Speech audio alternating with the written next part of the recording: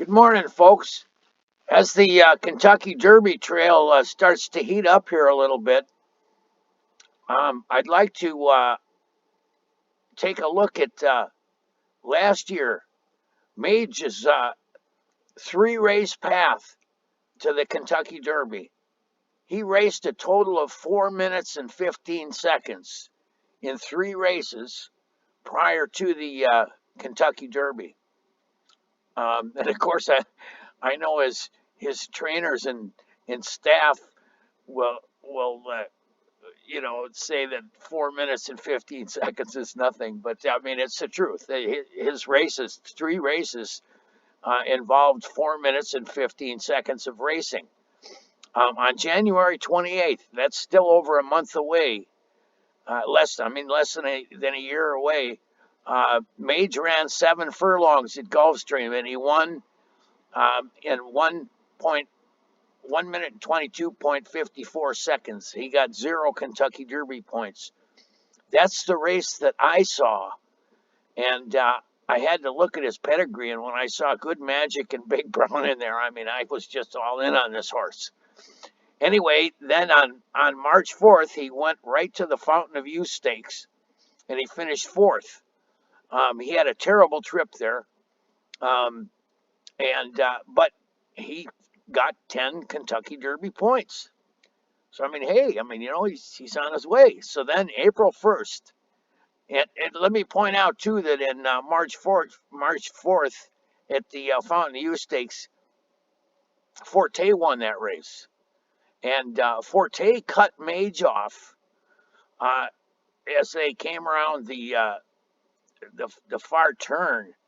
And Mage actually broke stride and bumped into one of the horses to his inside. But anyway, like I say, Mage had nothing but trouble in that race, and he did well to finish 4th.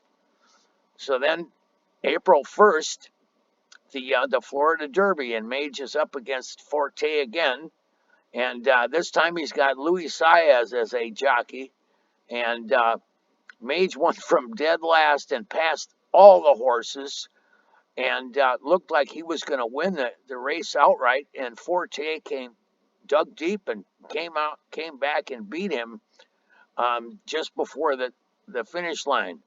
But in any case, Mage picked up 40 Kentucky Derby points for his second place finish, and he had 50.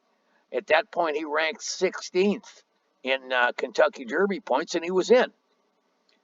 So Mage joined Big Brown, Regret, and Justify as the only horses to win the Kentucky Derby after making just 3 previous starts. And he also joined Justify and Apollo as the only Derby winners that never raced as 2-year-olds. So anyway, my favorite horse, Mage, is retired now, but he earned every bit of what he got, and he deserves a chance at the stud farm. He's got great genes going for him. His brother Dornock is following in his steps. His brother Dornock is bigger, stronger, and maybe even faster than Mage. So I'd say he's a good bet for the 2024 Kentucky Derby. Anyway, I just thought I'd put this video out. It explains my history with Mage and why I've been so big on this horse. I was sad to see him retired, but I don't blame him with the way things are going in racing these days. But now we got a fresh start with the 2024 season. I hope the horses fare better.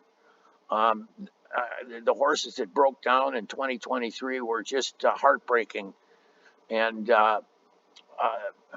horse racing has to do better, but that's another story.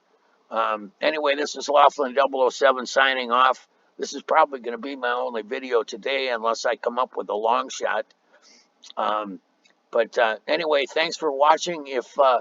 If you haven't subscribed to this channel, please do, because I'm going to cover all of the Derby prep races, and I do post long shots I picked Mage at 75 to 1 in the 2023 Kentucky Derby futures, and I'm a big fan of late pace. Um, and speaking of late pace, Mage should have been a front runner.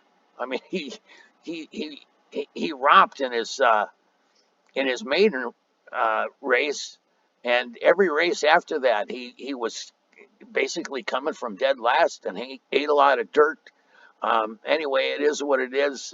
Mage is done, and this is a new year. So, anyway, good luck to you out there, folks. And like I say, please subscribe to this channel. I've got a lot of viewers and very few subscribers, and I'd like to get up to 1,000 by the end of the year. I know it's a big task to ask, but in any case, I just thought I'd throw that out there. Anyway, this is Laughlin 007 signing off for today. Good luck out there. Thanks for watching.